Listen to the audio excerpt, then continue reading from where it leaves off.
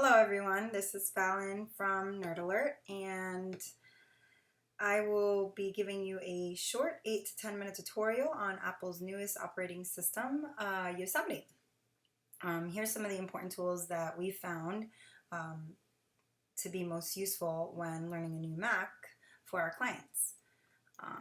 So why don't we start with the dock, which is down here at the bottom.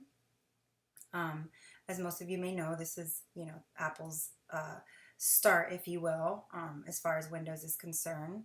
And that's something I like to tell people who come from a Windows environment when I'm starting, to think of this as their kind of start menu, where most of their, day-to-day applications will be, a lot of their preferences will be at, so on and so forth. Finder is probably the most important, so we'll start with Finder. And I like to go ahead and let everyone know what is going on here to the left, and also show them some options that they could also implement to make it more user-friendly and personal to them.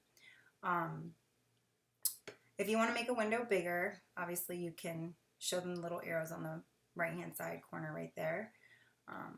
Which is usually an important tool because a lot of people, again, coming from a Windows environment may not realize that they just need to kind of come over to the edge right here and pull it a little to the right or the left in order to make it smaller or larger. So I go directly to the favorites here on the left and let them know that we have a few different views that they can look at. All my files, cloud, AirDrop, applications, documents, downloads, so on and so forth. And here are the views right over here. We can look at it item based, or if we want to see the directories, or if we want to kind of get a picture view of what's going on, which can be useful for stuff like PDFs, photos, music, so on and so forth. One of the things that I like to kind of do in the beginning is go to Finder and go to the Preferences menu right here. And I like to click on the sidebar and check off movies, music, pictures, and the user home. The reason for this being is a lot of people, especially when they're first starting up, don't know how to access these things so quickly. And for some reason, on the default, Apple doesn't have those last few on the left here being selected. I personally do not think all my files is very important when you're starting off for several reasons. It really confuses the client. And so when they see, a bunch of files here, I don't have any right now, it doesn't really specify where they're at, if they're in documents, downloads, movies, music, pictures, so on and so forth. So I just go ahead and uncheck that, giving them an opportunity to see what, where their files actually lie, which would be within one of these.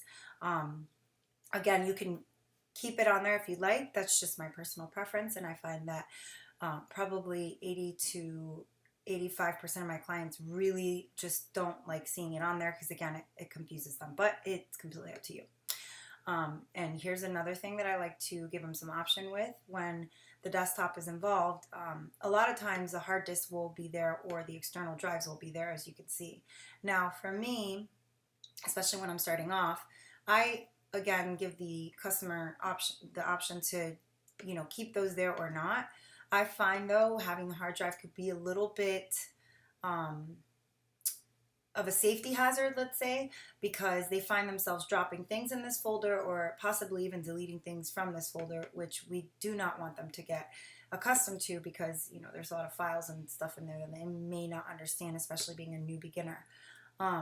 External disks are, pretty okay to have, especially if the person has several drives, as I do. I prefer to see them right here on the left in Finder. Again, you could make the mistake of ejecting it. It's really easy to do like something like that, and then next thing you know, it's gone, and they're not really quite so sure what happened. Again, because a lot of people usually use their desktop for more than just these several items. Again, up to the user. Just some things I like to kind of show them in the beginning. As far as Finder is concerned, you're going to find all of your folders here on the left, and when you click, the right-hand side will show you everything that you have within that folder. And since I don't currently have anything here, we'll go ahead and we'll go to, let's see. Okay, well, this is one of those times where I'm going to go ahead and preference seeing my hard drive. There we go. I'm going to check that. I'm going to check that. And I'm going to come over to the user. And so here's Nerd Alert, which I am currently under. And I'm going to go to Thing 2, which is me. Oh, well, okay, they're locked. Never mind. All right, well, I'll just go ahead and download some stuff next time. And, you know, we'll kind of look around and see what stuff looks like when it's in here. Another important feature I think of Finder is the search tab right over here. So it's not really Spotlight. This is Spotlight over here. And Spotlight searches your entire computer index file. So it's kind of like indexing, and you just kind of like a library. You can search and see where everything's kind of laying. This search is a little more specific, I believe, to what folder you're in. So if you're in music and you click it, then if you go to type something out, then that particular song will come up, or that particular picture, if you're within the pictures folder, will come up. Where here it will, search every single file in the entire computer. So if I type something like Fally, although I'm not currently in my user, stuff from my user will come up. So just something to keep in mind.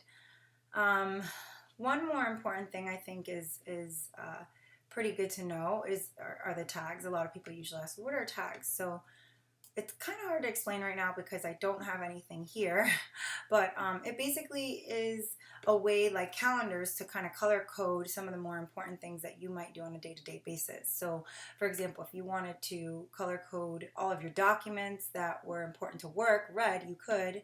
And if you wanted to go ahead and just rename this, you could call it work. Okay, so work is already taken.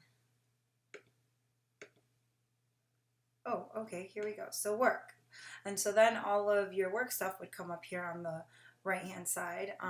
Or if you wanted to mark things in purple or orange, anything like that, anything that you tagged would automatically assimilate here on the right, and kind of organizing it in its own fashion, so that if you had pictures and documents, but the pictures were from a party that was from your 30th birthday, and the document from that 30th birthday was also very important, then you could just call this birthday, and all of your birthday stuff, pictures, documents, movies, and all that stuff would come up all together in one place. So it's a organizer, if you will. So we'll stop at here for Finder, and we'll go ahead and move on. Launchpad is pretty important. It is where you can quickly access all of your applications in your user folder, or the entire computer. So if you swipe to the left and the right, you will see all the applications that reside in the Launchpad. Again, all the applications that reside in the computer. Safari is pretty obvious. It's our way of browsing the internet, so an internet browser, if you will, and we will have our own tutorial on that, so I will leave that alone for now. Mail, obviously, again, speaks for itself. This is where you check all your emails, send out emails, so on and so forth. Contacts, I let them know that this is where their address book is, and you can get a little bit in depth here with iCloud syncing and other services if you'd like to offer, or they have other services they'd like to connect here. All their contacts can be in one place. Then you've got your calendar, and again, same situation. You can import from different syncing services, Google, Outlook, whatever you need, and all the calendars will be in one place here. Notes, same thing, pretty self-explanatory. Maps, which is a pretty cool new feature of Yosemite. Well, it was actually on Maverick, but that's okay. This actually syncs directly to your Apple products as well now. So for example, if you had some addresses saved here, you would be able to just start typing and they would come up. Again, I don't really have anything on here, so if I put home, then my home address would come up, or anything that I may have previously looked up or bookmarked would also show up here from my Apple phone or my iPad. And then messages is, a messaging service, and you can use your Apple ID here. You guys can use your AIM, you can use your Google, your Yahoo. You can pretty much use any messaging system here, except for Skype, because Skype has its own messaging system. But pretty much iMessage allows you to use anything Apple-wise. So if you have a iPhone or an iPad, an iMac, MacBook Pro, that was that is iMessage. That's what iMessage is used for. Again, the rest of the messaging services are also in here. We can skip this, and you can add different syncing services here as well. Okay. Then FaceTime, I think that's a pretty important one. Everybody, oh, we don't want to see my face. So